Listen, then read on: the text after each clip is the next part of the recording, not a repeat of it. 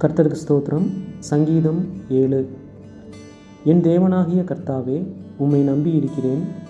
என்னை துன்பப்படுத்துகிறவர்கள் எல்லாருக்கும் என்னை விலக்கி ரட்சியும்.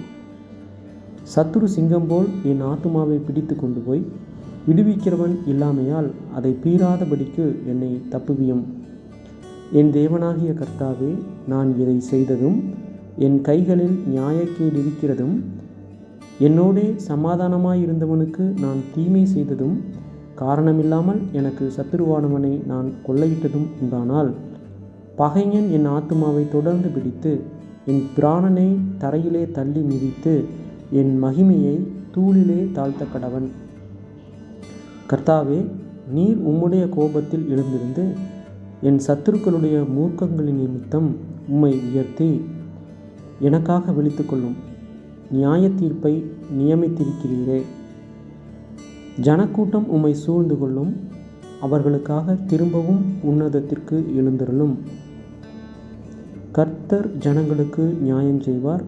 கர்த்தாவே, என் நீதியின்படியும் என்னிலுள்ள உண்மையின்படியும் எனக்கு நியாயம் செய்யும். துன்மார்க்கனுடைய பொல்லாங்கை ஒழிய பண்ணும். நீதிமானை ஸ்திரப்படுத்துவீராக.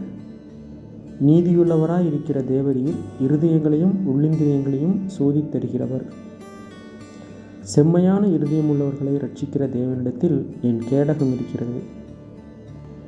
தேவன் நீதியுள்ள நியாயாதிபதி. அவர் நாள்தோறும் பாவியின் மேல் சினங்கொள்ளுகிற தேவன். அவன் மனம் திரும்பாவிட்டால் அவர் தம்முடைய பட்டயத்தை கருக்காக்குவார். அவர் தம்முடைய வில்லை நாணேற்றி அதை ஆயத்தப்படுத்தியிருக்கிறார்.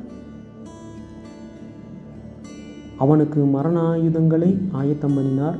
தம்முடைய அம்புகளை அக்கினி அம்புகளாக்கினார். இதோ, அவன் அக்கிரமத்தை பெற கற்ப வேதனைப்படுகிறான். தீவினையை கற்பந்தரித்து பொய்யை பெறுகிறான். குழியை வெட்டி அதை ஆழமாக்கினான். தான் வெட்டின குழியில் தானே விழுந்தான். அவன் தீவினை அவன் சிரசின் மேல் திரும்பும். அவன் கொடுமை அவன் உச்சந்தலையின் மேல் இறங்கும்.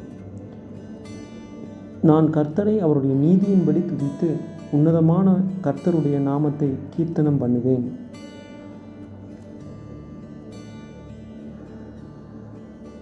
ஆமென்.